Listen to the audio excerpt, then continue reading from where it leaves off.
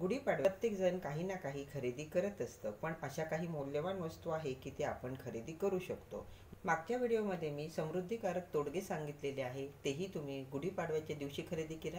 ज्या वस्तू सांगणार आहे त्या तुम्ही अगोदर खरेदी केल्या तरीही चालेल, किंवा गुढीपाडव्याच्या दिवशी पण तुम्ही खरेदी करू शकता. देवांना वस्त्र घेऊ शकता. टाक बनवायला पण तुम्ही टाकू शकता. गुढीपाडव्याच्या दिवशी तांब, पितळ अशा धातूंच्या वस्तू खरेदी करू शकता.